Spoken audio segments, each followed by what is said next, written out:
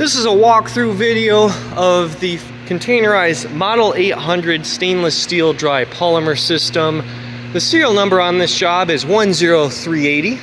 This is a walkthrough video explaining the operations and installation of this equipment. The main make-down equipment is housed within this 40-foot high cube shipping container that we've added these service doors and the equipment into. From the outside, on the door side, you've got your feed water hookup. This is going to be a 2-inch NPT water connection between 50 and 120 gallons per minute, maximum of 40 psi. See the P&ID for details on that. You've got the tank drain here, another tank drain on this location, as well as your overflow.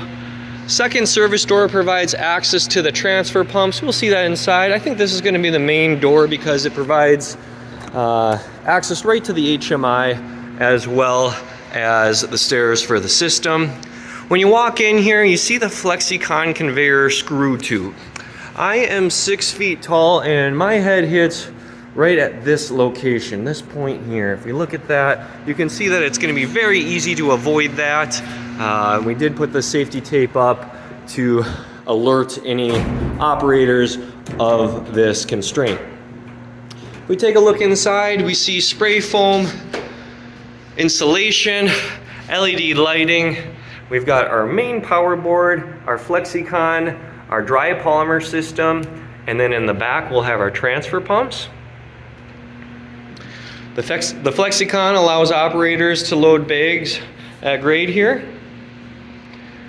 The dry polymer system is to meter that dry polymer into the water for a 1/4% solution and to prepare that for the drawdown chamber and ultimately these transfer pumps. The transfer pumps plumb that solution through this 3-inch line to a remote storage tank. We'll see that, we've got it right outside. And from the storage tank,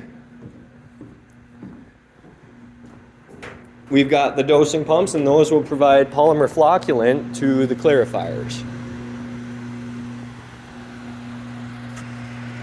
Here's that dosing pump, and we've got this remote panel for that as well. Walking through the operation of the system, we'll start with the power. You need that. 480 3-phase breaker is right here. So you've got your disconnect throw. You're going to hard pipe or flex into this from probably one of these 3 2-inch connections that we've got supplied here. Then you're going to bring that 480 to this 480 load center. So it's got a 100 amp main.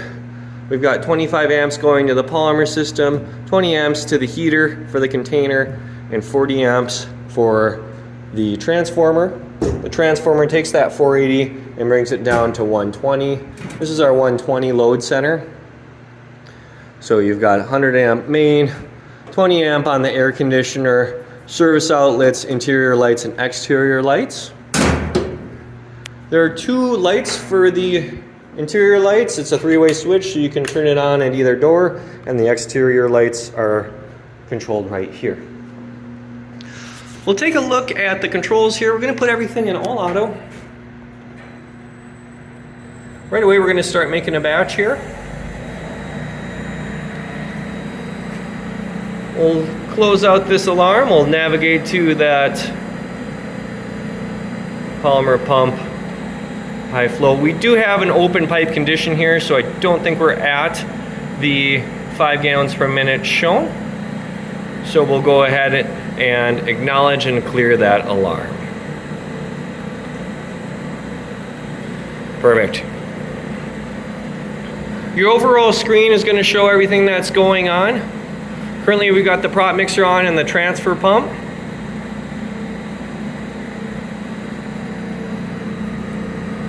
Looking at the operations of the system, we've got this Flexicon conveyor filling this hopper. We'll demonstrate the functions of that here. I've got wood blocks simulating a full hopper currently, as you can see from these switches here. So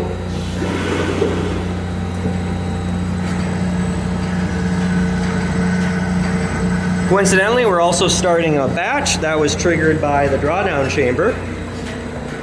The Flexicon conveyor is now transferring polymer through that shaftless screw. And with these vibrating paddles here, this is a low proxy switch for that hopper. That's going to be a annunciation only, so that's not going to stop anything, but give your operators a reminder to keep that thing topped off. We come in through here, we put these test blocks back, we'll stop that Flexicon conveyor. We're in a batch currently, so we're turning dry polymer into the wetting bowl.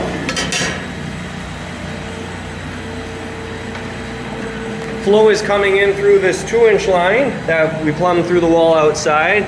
We're currently flowing at 78 gallons per minute and 10 psi. Here's the conductivity sensor. That's reading the conductivity of the dilution water. We've got the prop mixer here. Currently it's really low. We'll ramp that up. And we're topping off this tank here. In this tank we've got the tank level ultrasonic, the high float, and the conductivity sensor of the polymer solution. Here are the transfer pumps, and they're plumbing that solution up to this 3-inch line to the remote storage tank. There's the disconnect for the transfer pumps. Tank overflow is the 3-inch out the wall there. Tank drain is the 2-inch here. This is the conductivity sensor. This does the inlet and the tank conductivity, and there's another one of these outside for the tank conductivity. We'll log in here. I'll show you the proper login. We just logged out. So we'll log in. Your login is going to be maint. Oops. Login. User is maint, M-A-I-N-T. And this is 1, 2, 3, 4. So that's going to give us some set points here, like our batch set points. So we just stopped batching. We got up to the 70%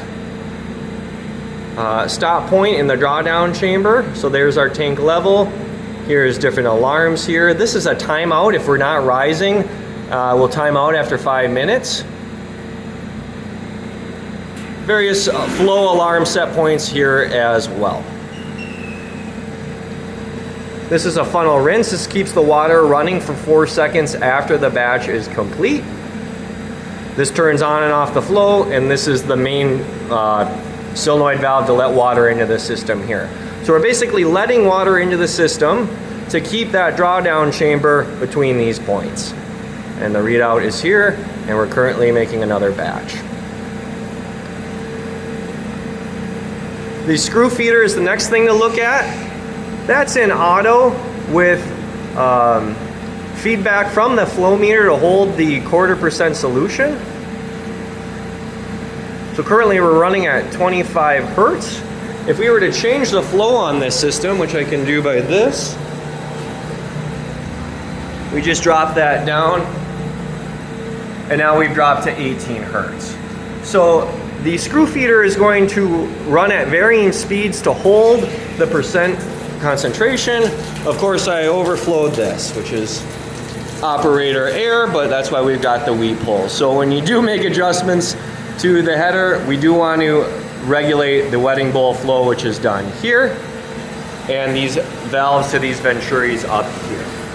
These are weep holes. Typically you wouldn't have that much flow. That was a dumb operator error thing, because I was basically taking the majority of the flow here and sending it through these, which increase the pressure of this header. However, these weep holes are intentional as to not allow water to back up into the screw. We'd much rather have some water on the floor than water all the way up into the screw. Okay, we'll continue going down the list here. Here's the controls for the Flexicon. That just runs again to top off that. Runs at a fixed speed. Currently we have that at 10 hertz. This is a really critical alarm here on the right. This is basically our expected time to fill up that hopper. That is adjustable, but that would prevent this from running and basically emptying out the entire contents contents into that smaller hopper. So I would set this, I would watch how long it takes to fill that hopper up at any given speed and set that accordingly. Feed water, screw. We did that. Here's your prop mixer. So currently we have that at 10 hertz. We can ramp that up to 60, oops. That was 6 hertz, 60 hertz. And we can see that we're ramping up. We're pulling a little bit more amp draw there.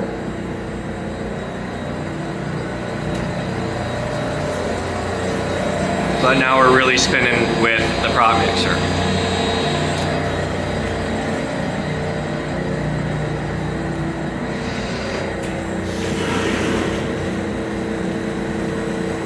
Transfer pumps 1 and 2 are controlled here. These again are topping off the tank between these positions, so these will turn on and off to keep that storage tank filled. You've got one in duty and one in standby, and they're going to fill between these set points. Each one's independently operated, and it's going to fill at this speed. Currently that one's running at 60 hertz. If we bring that down to 40 hertz, we'll hear that slow down.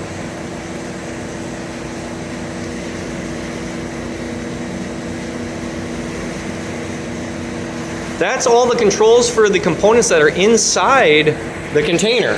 So we've got the Flexicon conveyor, the feed water, the screw feeder, the prop mixer, and the transfer pumps.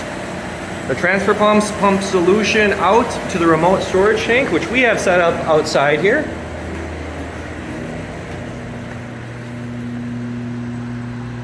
Here's the secondary control. We did this one in 304 stainless steel with an AC unit here.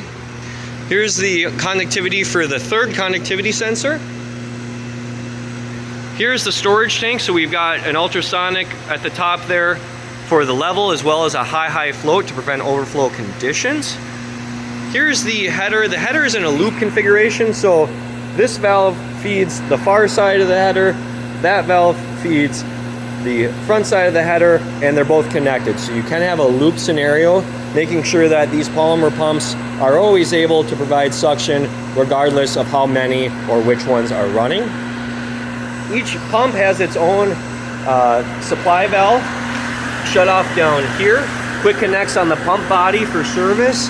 You've got a union up here for service, a valve here, and then a red line flow meter that's integrated back into the PLC panel. There's 7 polymer pumps. Each one of them are labeled here.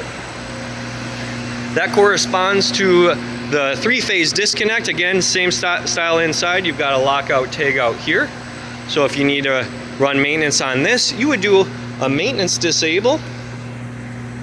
Right now we've got 1 through 6 on a maintenance disable. And we would be able to then throw the disconnect on that without throwing any other faults. So if we take a look at that maintenance disable feature, we'll go to polymer pumps 1 and 2. Maintenance disable is right here, so disabled shows up in yellow, and then if you press that, it would go to maintenance disabled. So we can run this at 5 hertz in manual, and that will run. There you can see it running. We tested all these pumps, so they are good to go. In auto, we'll be looking for a feedback. This is where you guys are going to write your PID to. So you will write the gallon per minute to that speed, and we will target that flow rate. The polymer pumps are on screens like this, so 1 and 2, 3 and 4, 5 and 6. Accordingly, they all have the same type of readout where you've got your command speed, your actual speed, your current output, and your gallon per minute. This would be your manual speed control, and then maintenance disabled or allow it to run. Last thing to look at here is the conductivity screen. It may be difficult to see, but there's actually 3 pens on this graph currently, and that's your conductivity 1, 2, and 3 in blue, red, and yellow. We were limited to 500 data points on this main screen, and because we have 3 pens, we were somewhat concerned about the resolution, so we offered connectivity 1, 2, and 3 on their own screens as well, and that might allow you to look for more patterns. For example, we're seeing an upward trend recently on connectivity sensor number 2. That's going to wrap up the walkthrough video and operation of this system. And if you got any questions, please let us know.